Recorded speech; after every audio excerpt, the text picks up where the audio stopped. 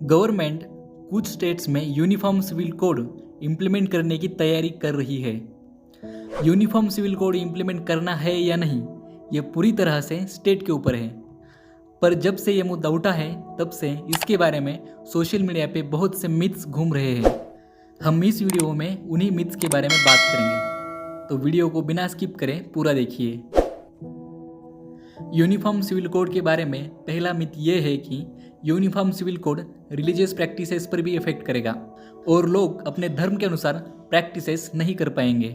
देखिए दोस्तों, क्या है ना कि यूनिफॉर्म सिविल कोड सिर्फ सिविल मैटर्स पर ही इफेक्ट करता है। इसका रिलीजियस प्रैक्टिसेस से कोई भी संबंध नहीं है। इसके नाम में ही इसका मतलब है। यूनिफॉर्म सिविल कोड मतलब यूनिफॉर्मिटी इन सिविल मैटर्स, मतलब इसकी वजह से डाइवर्स, मैरिज, इनहेरिटेंस, एडॉप्शन ऐसे मैटर्स में यूनिफॉर्मिटी आएगी और लोग उनके तरीके से अपनी रिलीजियस प्रैक्टिस कर सकते हैं। दूसरा मिथ ये है कि यूनिफॉर्म सिविल कोड की वजह से बाकी धर्मों के लोगों पर हिंदुओं के लॉज और रीति रिवाज अप्लाई किए जाएंगे। मगर हम थोड़ी गहराई से इस बात पर ध्यान दें तो हमें पता चलेगा कि हिंदुओं पर भी जो हिंदू बुक्स में लिखे हुए कायदे हैं वो लागू नहीं होते। मतलब मनुस्मृति जैसे ग्रंथों में लिखे हुए कानून हिंदू कोड बिल में शामिल नहीं है।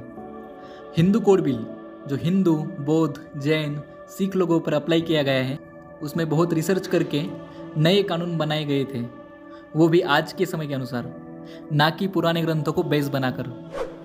यूनिफॉर्म सिविल कोड किसी भी धर्म को फेवर नहीं करता और अब भी यूनिफॉर्म सिविल कोड में फिर से सभी धर्मों के बारे में सोचकर सिविल लॉज अप्लाई किए जाएंगे। इसका मतलब ये है कि हिंदुओं के कानून बाकी धर्मों पर इम्प्लीमेंट नहीं किए जाएंगे और फिर से यूनिफॉर्म सिविल कोड सिर्फ सिविल मैटर्स के लिए है, ना कि रिलीजियस प्रैक्टिसेस के लिए। यूनिफॉर्म सिविल कोड के बारे में एक और मिथ है कि एक बार ये अप्लाई हो जाए तो लोग उनके धर्म के अनुसार शादी नहीं कर सकते। जैसे हिंदू 7 फेरे, मुस्लिम निकाह और क्रिश्चियन चर्च वेडिंग नहीं कर सकते। ये भी एक बहुत बड़ा मिथ है। यूनिफॉर्म सिविल कोड के बाद भी लोग अपने धर्म के अनुसार शादी कर सकते हैं। पर यहाँ पर एक चीज़ है, सबके लिए शादी के रजिस्ट्रेशन की जो प्रोसीजर होती है वो सेम होगी। मतलब शादी के लीगल मैटर में यूनिफॉर्मिटी आएगी, ना कि शादी करने के तरीके में। यूनिफॉर्म सिविल कोड के बारे में अगला मिथ ये है कि यूनिफॉर्म सिविल कोड भारत की सांस्कृतिक विविधता पर प्रतिकूल यानी अपोजिट इफेक्ट डालेगा। पर यह भी एक मिथ ही है। यूनिफॉर्म सिविल कोड के बाद भी लोग अपने अपने धर्म के जो त्यौहार होते हैं, जैसे कि ईद, दिवाली, अपने अपने तरीके से मना सकते हैं। यूनिफॉर्म सिविल कोड का इन चीज़ों पर कोई भी प्रभाव नहीं पड़ेगा। लोग अपने तरीके से कपड़े पहन सकते हैं, भाषा बोल सकते हैं और अपनी परंपराएं फॉलो कर सकते हैं। यूनिफॉर्म सिविल कोड के बारे में एक मिथ ये है कि ये माइनॉरिटीज़ यानी अल्पसंख्यकों के खिलाफ है। इसके विपरीत यूसीसी भारत के सभी नागरिकों को एक ही नज़र से देखता है। यूनिफॉर्म सिविल कोड दूसरों पर हिंदी, हिंदू धर्म या ऐसी कोई भी और कंसेप्ट नहीं थोपता है। ये केवल भारत के कानूनों को उसके सभी नागरिकों पर समान रूप से लागू करता है।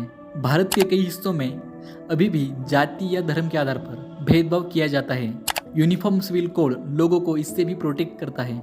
यूनिफॉर्म सिविल कोड के बारे में सबसे बड़ा मिथ ये है कि इसके बाद आरक्षण खत्म हो जाएगा, पर यह बात सही नहीं है। यूनिफॉर्म सिविल कोड का रिजर्वेशन से कोई भी संबंध नहीं है।